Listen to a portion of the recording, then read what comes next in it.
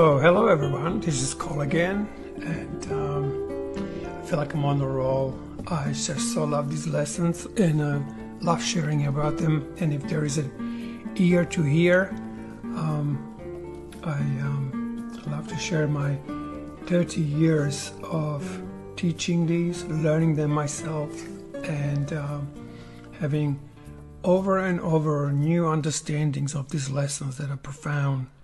There are certain one-liners in these lessons that are just absolutely incredible, and sometimes there has to be a certain readiness to be able to be understood, or not just mentally, but also deeply emotionally, deeply on a deep feeling level, and then have it as a sustained openness of the heart, which is not necessarily that heart that we know about, because as I said in the last few podcasts, the experience is constantly brand new, and as we are capable of handling the initial awakenings and openings, it becomes bigger and bigger, and we realize that this heart is big as we are, even as a physical beings, that the size of this heart is way bigger what we can imagine,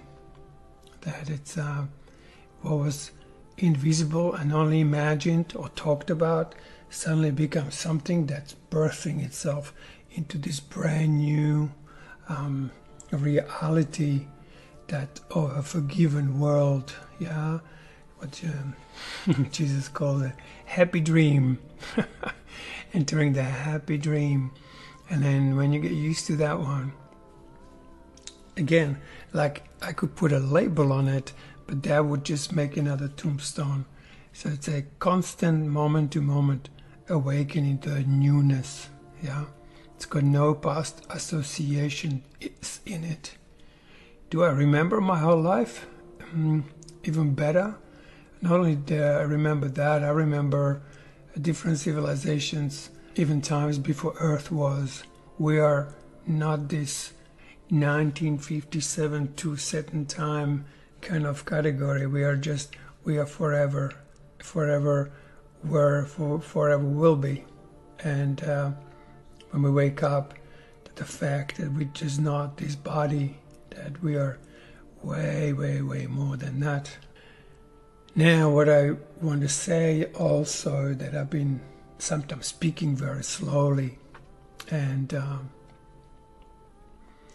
I would like to recommend as a part of the transformational process for people who are actually doing some transformative, some people are just entertained by spirituality, some actually undergo a very deep process of undoing. I love that line, the undoing of what never was.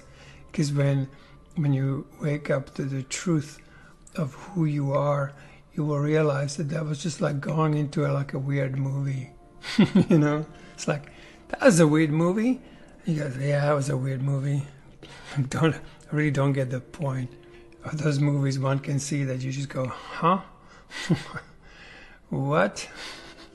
So something like that, it can happen, that our whole track, when we were in these more dense forms like we're experiencing now, not everyone, of course, when you begin to feel deeper, you will be informed of way more subtle bodies in yourself. And oh my God, I've got this absolutely delicious gentle breeze coming from outside. Finally, Australia stopped this crazy flooding, and we had just had torrential rains, and it was insane. My driveway is like a mud bath. So I'm just really enjoying looking at this exquisite blue sky, yet the greenery is so lush and beaming that I can almost see the spirit part of everything. As you realize that you're not just a body, and that the body is just a learning device that's showing you how to realign yourself back into wholeness again. Yeah. So I often say that body is very important. What I wanted to say was that sometimes I speak fast, and I have this high level of joy on me right now. So I'm trying to hold it back a little bit so I don't lose all the slower speaking people. And I would like to recommend something that's really, really profound practice. And it might sound like it's strange and weird, but usually good practices are a little bit strange and weird. And that is particularly if you're a fast-speaking person, that you begin to speak like extremely slow for a few days, month, and particularly if you have problems feeling, if you have problems accessing deep feelings, it's usually due to fast level of thoughts expressing at the same time. Particularly if you're a visual person, you might find yourself trying to describe the hundreds of pictures you get within a second, and give them all some kind of explanation. And if that's happening, your feeling body might be completely resigned as a part of your existence. And so to dislodge this pattern, because it's a patternage, you know. It's like when I walk into my men's group, I said, gentlemen, you know, seriousness is a disease. It's a habitual pattern that we just like taught ourselves think fast and solve problems, and they just took the joy of life out of us. And it's quite amazing how, you know, you tell someone to just, even if they have to fake it, just smile for a moment, and how difficult that could be for people. Because one thing I know for sure, that every time my heart opens and my feeling body begins to sing in its own melody in a feeling way, my face just goes into this smile that it's almost like it's unwipeable. It's hard to take off. It's just sometimes hard when somebody is having an emotional breakdown and all you want to do is smile, and it's just like you're not laughing, but you're just like you know the mechanics of separation, and you know that all the drama is actually a denial of the original cause, which is often misidentified. And I talk about this as well a lot. So, just fun. It would be nice if we try to slow ourselves right down, because there is this celestial speed up that's been offered, and part of that speed up is to learn how to slow down. Because if you're just on a high vibration all the time, your whole self cannot fully manifest. And you might find something startling, that each word will actually be deeply felt. And that's why I often speak slowly. And when I drop into depth, I'm almost finding hard to speak, like I'm kind of pushing a little bit through my voice channels here. A lot of this is about going into very quiet places. you'll often see in the lessons that Jesus asks you to repeat the lesson to yourself slowly. And I can't stress how important are the quiet times. That's one thing. And how important are the daily repetitions of the lessons. He says, try to do this as often as you can. Like I used to put a rubber band around my wrist, and I put a little cross on my hand, or I would put little signs somewhere, and I would have some Course in Miracles lessons.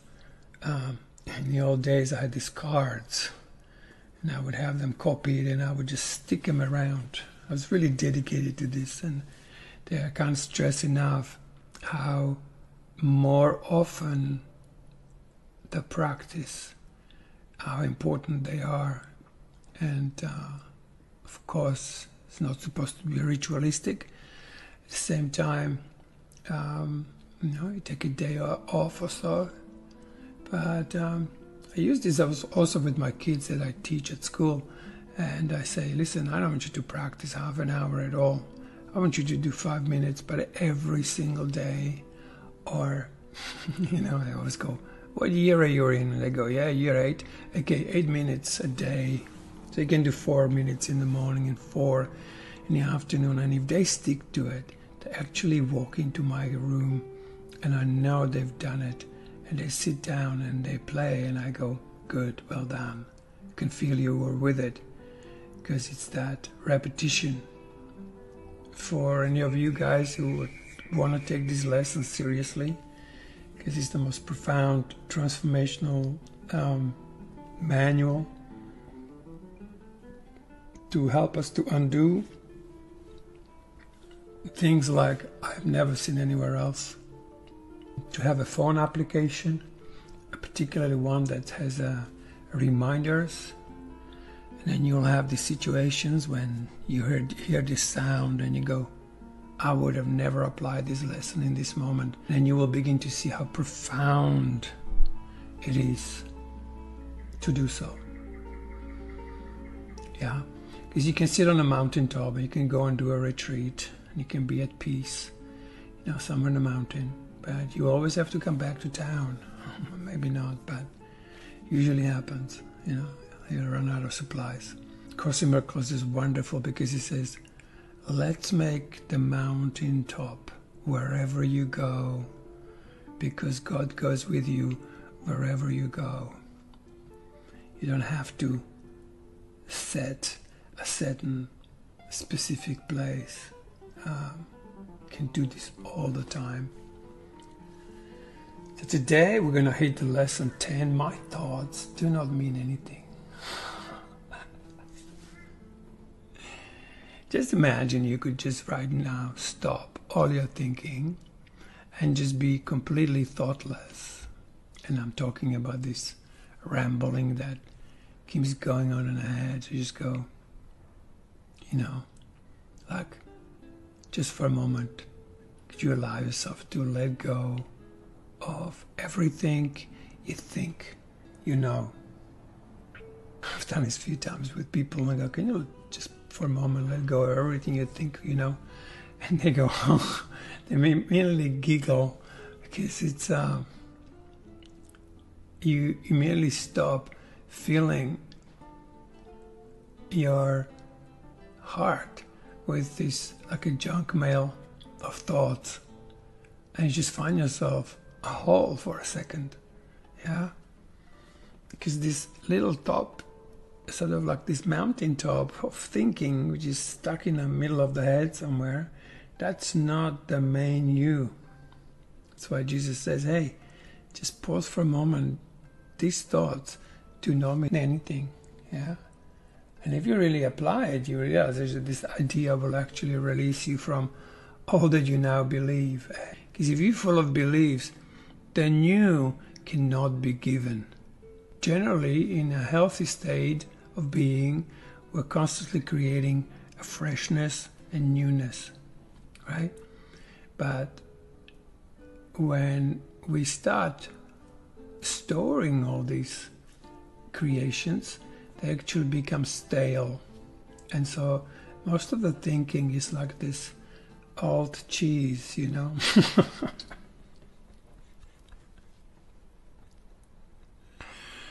Oh God. Oh. Yeah, it's like kind of rot. They rot in there. They tried every variation they could apply themselves, eh? But as I'm saying, the joy of this whole work is to follow these instructions and really allowing to experience yourself as wholeness, yeah, as complete one self, united within yourself. The minute you unite yourself with everything that's in you, you will experience yourself exactly as God is, because you're created exactly the same. So it's like you have a mini version of God, but a tiny little 0.000 2.3% of that wholeness kind of stole the show. And it's like, no, come with me now. And we're still there, and we completely deprive ourselves of the kingdom that the wholeness of our whole being provides. And so when we drop these old thoughts, there will be a space to feel. When there is a space to feel, and the feeling ignites into this orgasmic self that it normally is, and that will inspire your mind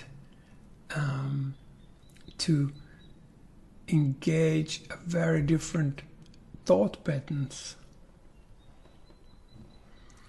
And with these new thought patterns, the feelings begin to become reflective to it, and that communication creates this electromagnetic field which ignites the real heart in you, right? Because like I'm saying, without the absolute bottom line, bottom part of your feelings, there is this golden mirror. I was so happy when Barry told me how Neville Goddard been talking about this himself, that he had this experience. And I had this many times. Sometimes I have it just okay, but sometimes it's like a real deal. And imagine you standing on this desert, and suddenly not the water comes, but okay, this golden lava of fresh and almost effervescent like reflection that completely covers your whole existence. So wherever you look, you see gold. You see this liquid shimmering gold. I'd say forget the white light. The white light is just like, an impotent thing almost. This is like the mother light, complete nurturance and sustenance. We all have this lake. Instead of that, we are in this air bubble called the mind or ego, and all we see is the reflection of that bubble. So when you begin to explore these deeper feelings, first you run into this crust, right? And then you run into this like a very seemingly extremely negative feelings, like terror or rage, or and then if you don't get fooled by those and you just allow them to, you don't condemn them in yourself and you're not scared of them anymore, you go past them. They're just like a dark clouds. And then you enter the kingdom, and then as you keep going deeper and deeper and deeper in the kingdom, you usually come to this lake, and that lake is a golden mirror-like bottom. And then you look into that lake and you see your face in this mirror, and you will quickly exchange everything you ever believed for that moment. Because it's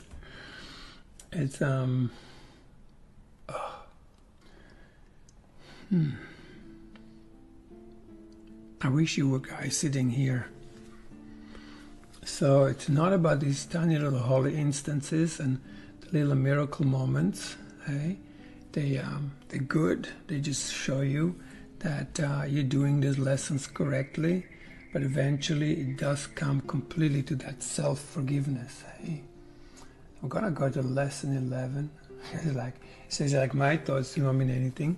And now it says my meaningless thoughts are showing me a meaningless world.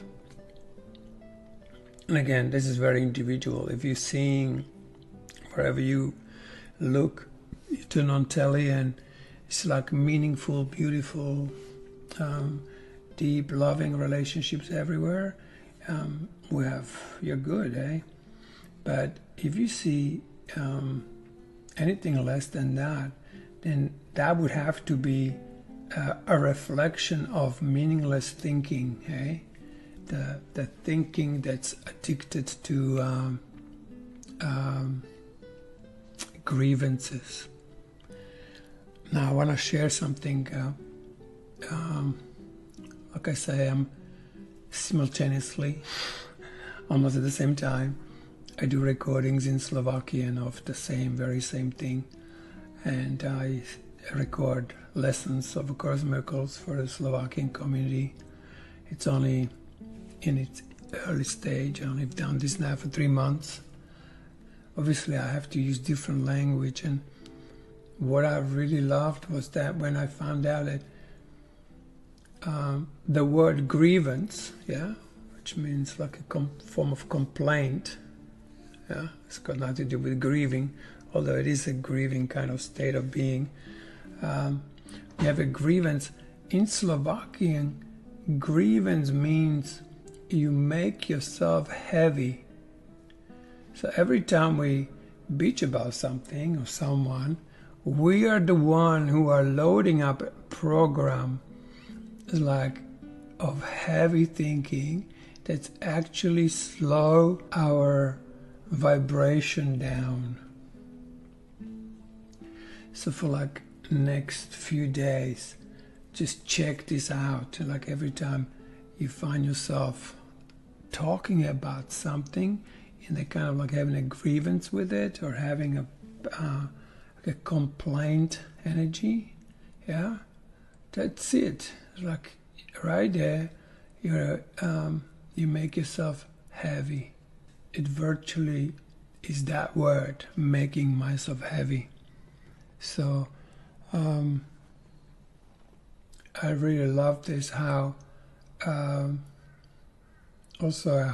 think I mentioned it before. It says that they have a word for God is masculine, but God's love is feminine. And it's so very true, because the God thing is like this silent, virtually nothingness from which everything is born, It's and then yet the manifestation of that birth is feminine. It's a loving, the love actually has this feminine quality. It's almost like the motherly love for a child is so unconditional that no matter what the kid is doing, that love cannot be destroyed. And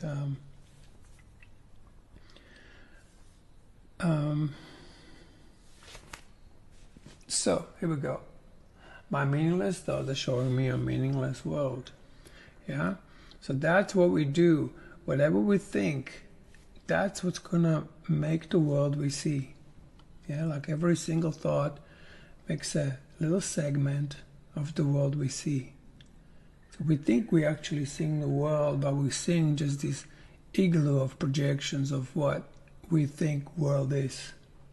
And we each have this different sort of form of world in ourselves. And so we are saviors of this world. You can save the world that you made by releasing it. So when you realize that your thoughts are those things that make these images of world, you begin to pause for a moment. You slow down, and you really begin to feel which thought is resonating as light and which one is like the junk mail. And so it's very important to kind of pause for a moment and begin to have a look at all these various thought patterns and structures that preoccupy our mind. Let me see. So the first idea, this is first idea that we have, which is related to major phase of correction process, the reversal of thinking of the world. So it seems as if the world determines what you perceive. Today's idea introduces the concept that your thoughts determine the world you see, right? You making this all up. The world you see has nothing to do with reality. It is of your own making, and it does not exist except in that upper sort of little bubble we call mind, which is not even a whole mind, but just like a split little fragment of wholeness that decided to be the seat of power and guide everything. So be glad indeed to practice it in this initial form, for in this idea your release is made sure. The key to forgiveness lies in it, right? So when you realize you made this whole world up, you are going to be able to basically stop it. I don't know how many of you guys know this. There's a skit. It's a really good skit. It's called Stop It. Go on to YouTube and check it out. It's the funniest skit I've ever seen, right? So this guy sitting there and this woman comes as a client, and it's very funny. And she says, okay, go ahead. And she says, well, I've got this terrible terror of being, buried in a box or something. And he goes, stop it. Stop this stupid thinking. And as crude as it is, somewhere it is like the truest thing. It really is just like, stop it. Yeah? It's like, if you stop complaining, you're going to be blown away how different you begin to feel. Yeah? And also if that intent to come to stop having grievances, yeah, just you have to be motivated to do that. And when you do so, you will just realize how many grievances one actually can have, even just by the time you kind of get to the breakfast, if you have one. And so it's really important to really work with our thoughts. So yeah, the practice is very simple. You just simply look around and you're just repeating the idea to yourself slowly, particularly without any effort, a sense of urgency, no hurry, just chill as, and you just look at whatever you look at and you go, my meaningless thoughts are showing me a meaningless world. Again, it's one of those, clusters of, this is just a preparatory lesson for the next one, which is, I am upset because I see a meaningless world, right? So now we're actually starting to look at that. What we are making up does not particularly make us happy, The world of sickness, suffering, pain, injustice, and name it, It all comes from us. We're doing it, and then we join in it, and we hire some other bodies to join us in our convictions that this is what it is. And yet, when you begin to reverse this, you'll realize it's all coming from you. And when you realize that, you'll go, okay, I'm done with this. And guess what? Comes a blank. Comes this pause where you go, oh my God. Yeah? And the minute that pause happens, your will, your feeling body, instead of reflecting this insanity, just starts reflecting your true nature of who you are without these thoughts. That's why, for those who know the work of Byron Katie, it's also brilliant, because she actually asks you to be as judgmental as you can be, but write it on a piece of paper and then question your beliefs. I sometimes thought that Byron Katie's work is like a Course in Miracles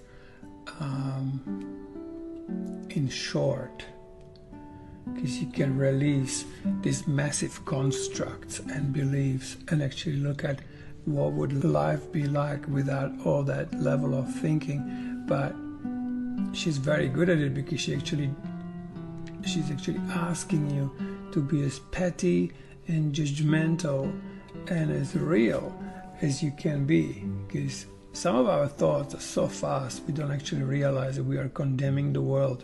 And that's what it is. You condemn it, you actually solidify it, and you think you solidified it over there, but you actually solidified your physical reality inside yourself. And that's why we become so dense. So I'm upset because I see a meaningless world.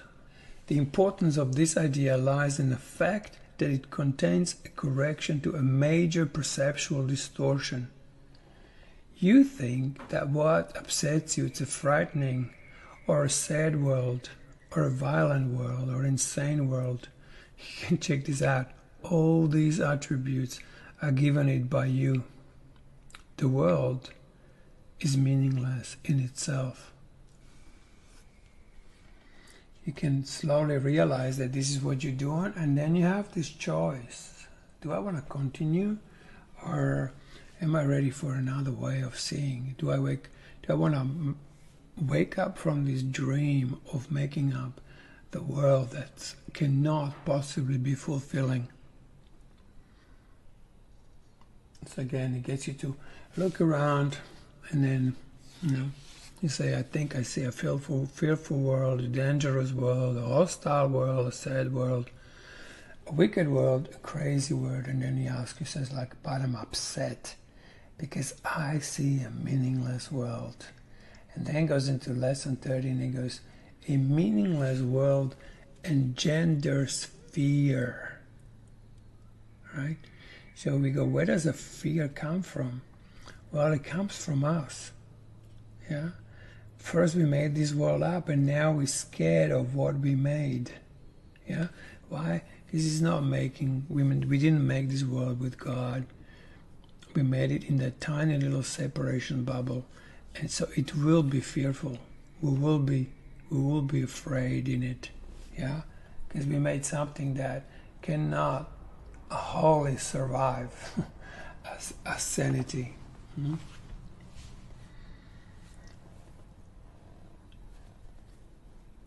A meaningless world engenders fear.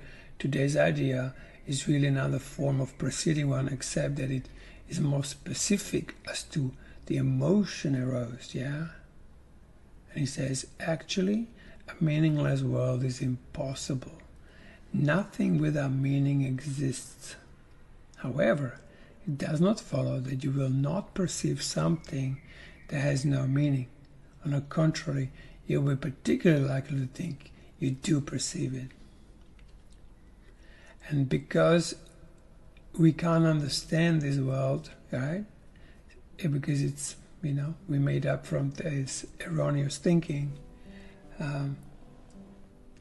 Out of that, it arouses anxiety in all those who are still separated from themselves, right? Because you got to get this, to simplify it, separation from God is really separation from yourself. Bingo, right? It's not like out there is some kind of God, some kind of leading authority. Like, he gave you life. He says, hey, knock yourself out. Here, create. And you go like, no, I'm just going to kill this part of myself that creates. I want to start making stuff up. And so we're creating this semi-reality that's very fragile, and now we're seeing it because all our thoughts are coming at us from, when you look at the world with all the COVID and everything, hey, there's like nothing but a representation of attacking thoughts, because all attacking thoughts are actually in us. Yeah, we attack anything when we have a grievance. When we attack, we're actually experiencing an attack within ourselves first, and then we quickly project it out, and we think, oh, look, it's all happening over there. But we attacked ourselves first, because these feelings arise, and the feeling, when they arise, they usually get speared down by the mind. Because when feelings return, what they do, they reflect to the mind how off it is. So a proper way of being is that we have a thought, and immediately at the same time, feeling is reflecting us if this is actually aligned with the will of God, which is your individual will that is not in opposition to God.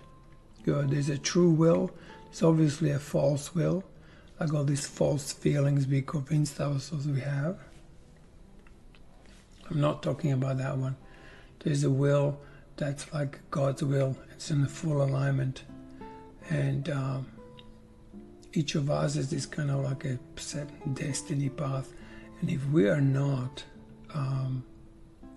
are connected to the feeling, we're just making this purpose up from our head.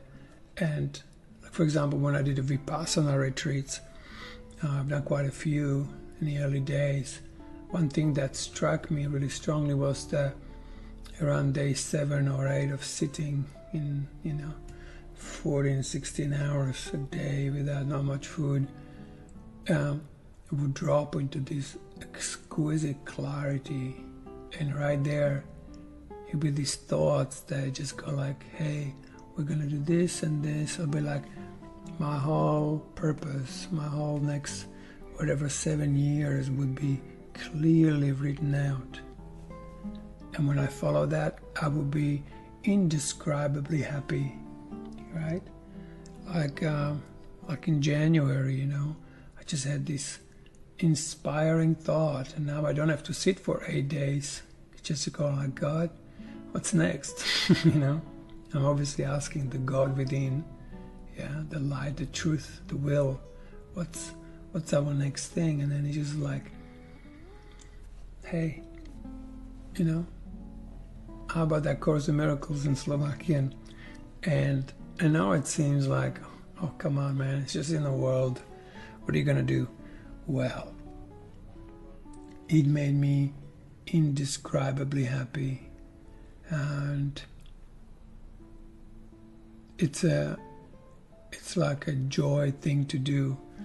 Like I can get myself, making these really nice posters for it, and learning how to speak Slovakian again, suddenly translating lessons, and came to a point where I'm going like, gosh, this is my English definitely not as good And the next day, this woman said, "Do you mind if I translate?" And this woman just started translating these lessons into Slovakian in the most beautiful language. You know, there's a Czech version out there that it's very good, a very good translation. But what I'm finding is that I think the Czech community who translated this material, some of them I know, I think they wanted to make it authentic in a way that they kind of translated it almost like a word to word in English. And Czech is a very beautiful language, and most of my Slovakian friends read Czech books. Yeah, it's a very similar language, and they say, "I love Czech books because they just have much richer vocab to Slovakian." And yet, what I'm finding is that that the Czech version is very much as precise as it is. It really is well translated, but it's what I'm lacking in it is the Czech language, the beauty of the Czech language.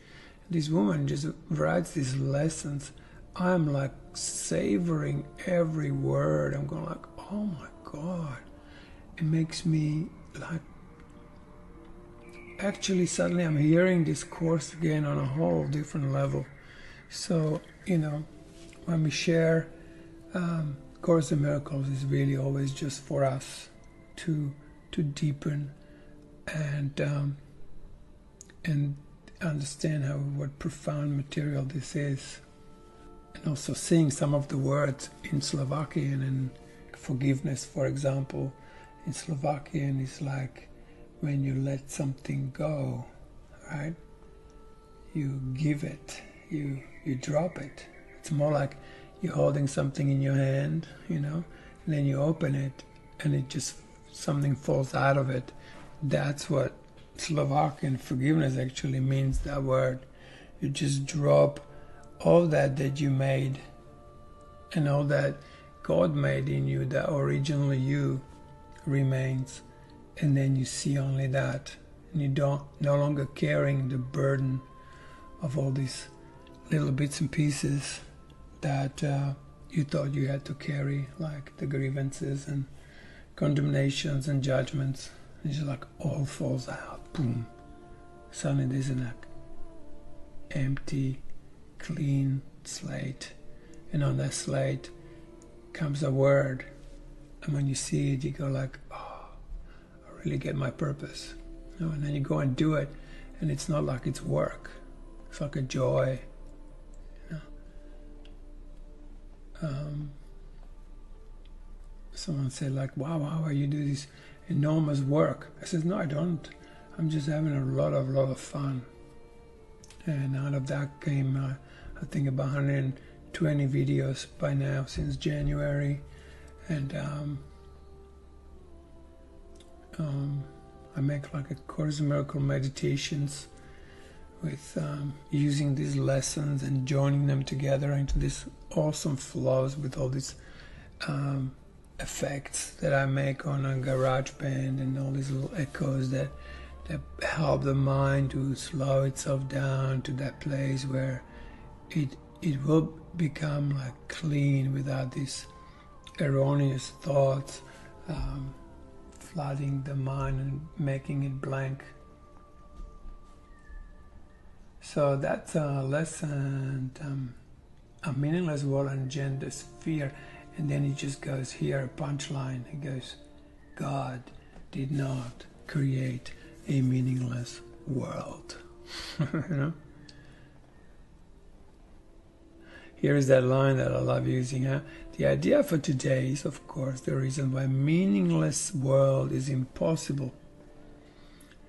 What God did not create does not exist. And everything that does exist exists as God created it. And he goes, the world you see has nothing to do with reality. It is of your own making, and it does not exist. Yeah? Because when you really return to yourself, you will have no need of anything outside you. You'll be just complete.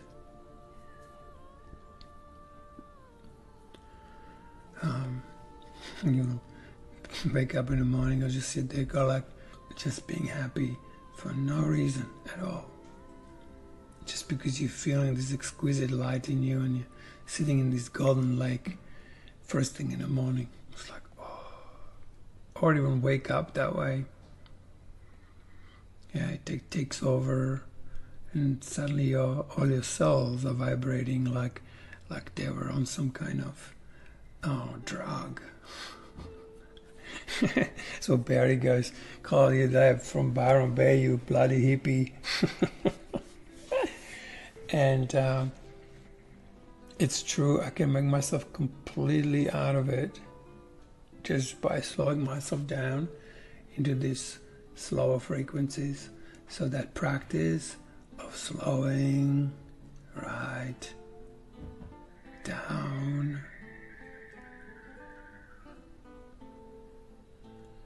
it will also ground the mind. The little bubble will just stop going on this high frequency, and it'll just pause, and then just in an instant you just remember how God created you.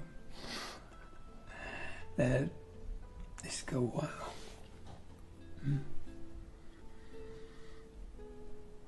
And you'll realize that this Course in Miracles, real Course in Miracles, that it just helps you to basically slow down to a point where the will of God, which is your feeling body, ignites itself. You know, your feet begin to vibrate, your legs become like suddenly there is electricity being made, and just like that movie, Fifth Element, those four elements in you get ignited, right? And right there you will see that divine feminine within yourself, and then divine masculine, which is your electromagnetic field or a unifying field. It's very similar to the kind of like an electromagnetic field, in which when you in that experience, when it actually happens in your body will begin to reflect this form of elevation and turn onness and the orgasmic self. So in that sense, God created us happy, joyous, ignited, and that's our natural inheritance.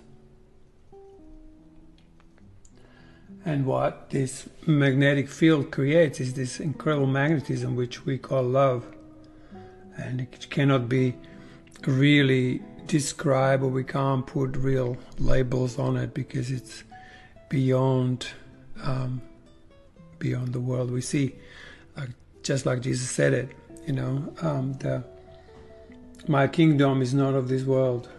So that world disappears and your inner world reappears. And then you can create everything in yourself. Because you see, every idea is already in you.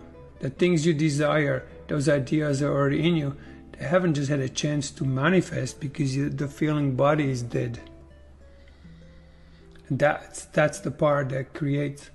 And when you find this feeling part of yourself, it's like finding your own will, the will of God that's in you. Yeah, that looks like hell right now, unless we forgive it and release it. And then suddenly it will turn into Garden of Eden. Yeah, the garden is not above; it's below, and that's where it is. It's all below. This lesson will systematically undo this false construct of yourself, and you basically just remember God. He says somewhere in the Course that enlightenment is just just a remembering. You remember who you are. In that sense, you ignite all aspects in you, and when they're vibrating, like those elements in the fifth element, right? They had all four parts. So now we're realizing we are a mind, we have a feeling body. Those are our basic foundations, right? That in alignment creates our love, and all of that together creates the fourth part, which is the body, which shows us what we manifested, right? So in the fifth element, they had these four elements. They were just like four stones. They look identical. Just like right now, we have this one body. It looks like there's all to it. But suddenly, when they place these stones into this particular place, and they already had in the right place. They were in the right situation. They were trying to save the planet. And now they stood there and going like, now what? So each of these four parts has to be ignited.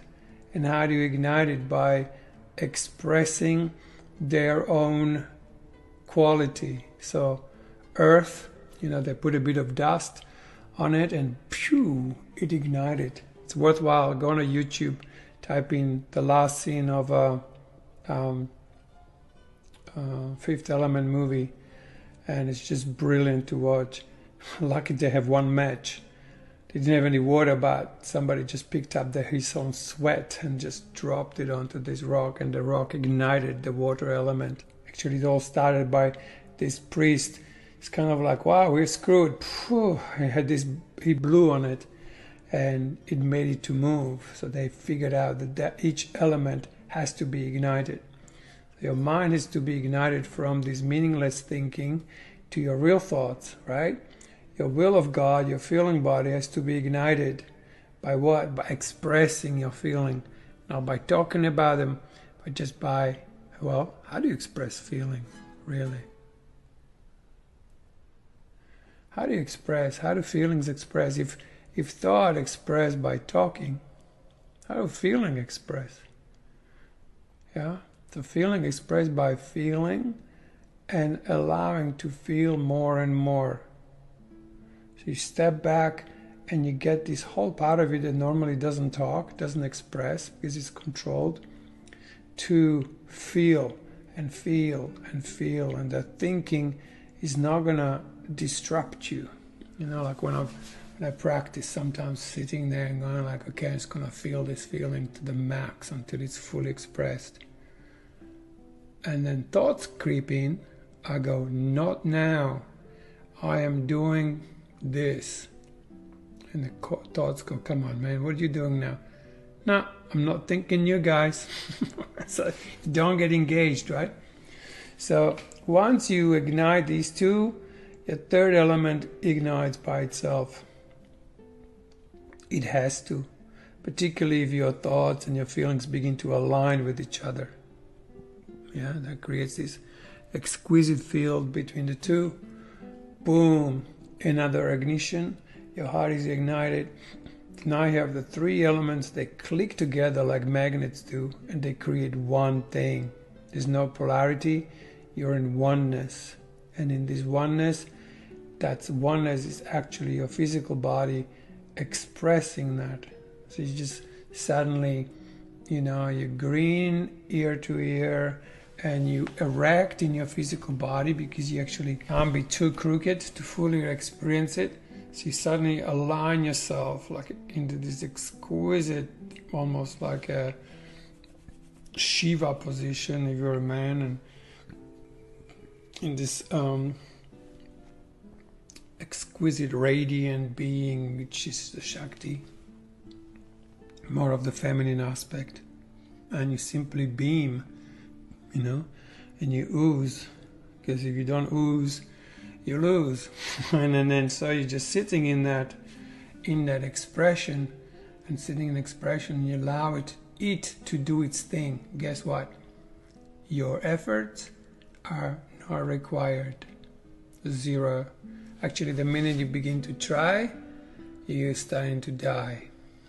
So trying is dying. So how do I become that which just creates effortlessly because God made it so? So here you go. As your transformation to God did not create a meaningless world. And when you realize that it was you who made the meaningless world, you'll stop doing it. Basically, it's like thing, hey, stop it. Bingo. There's nothing else to stop. Don't do. You're not human doing. You're a human being. And then suddenly you awaken yourself to your beingness. And then you begin to see that everyone is a being. And even so they do some crazy stuff, and people do crazy stuff, you still see the being. And the more you see the being, the more you recognize who you are, and then you stop doing the crazy stuff. And you see that? But you can go both ways. Either stop, and then recognize your being, or recognize your being that will stop you. So either way, it's going to work. And then only thing you got to do, and this is like a crash course in miracles, because like we're less than 15 and we're like at the end of the book. There is another 350 lessons to come, which I don't think I'll be doing all of them, but I just want to do this essential, maybe 60 lessons that if you ever decide that this is something that appeals to you and you feel that this is resonating with your particular vibration, that you actually start doing these lessons and you search for experience and not trying to learn this stuff and then trying to teach it to somebody. Like I'm not even teaching Course in Miracles, I'm purely sharing what the Course in Miracles done to me, yeah? So I'm coming from a place to where Course in Miracles leads us to, and you might have a complete opposite reaction. It's not like, God, these guys just sound like a raving lunatic. I don't want to have anything to do with this. Oh my God, you should come to one of my men's groups. My God, it's just like light on steroids. It's like I don't know how this happens. There is something new that's happening in my groups, and people just walk in and enter the kingdom. And when we have a room full of people who are just in that place, it creates like an ignition of some kind, and this exquisite silence comes in that's like a purest emptiness one can ever enter, and we all share on it. We all share in it, and yeah, it's definitely one of those wow experiences, and it happens consistently every week. And all my women friends go, gosh, I wish I could be a fly on the wall. Anyway, at the moment I have this friend who is recording my men's groups, and maybe I make a compilation of things.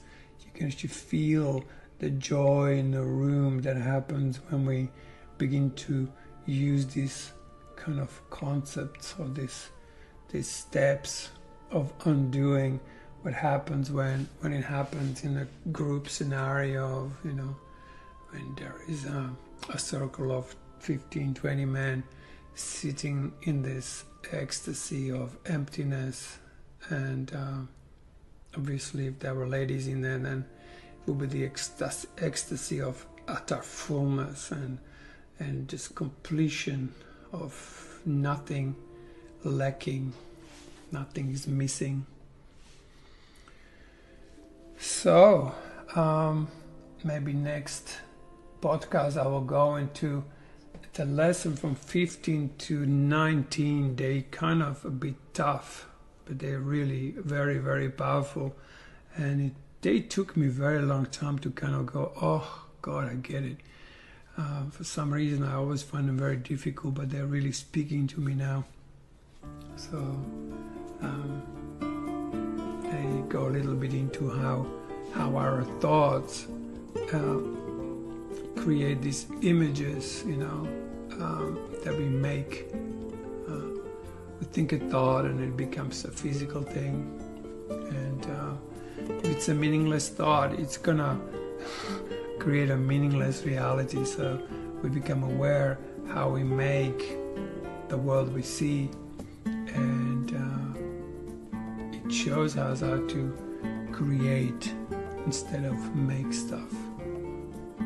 Okay guys, thanks for listening, and we'll catch you soon.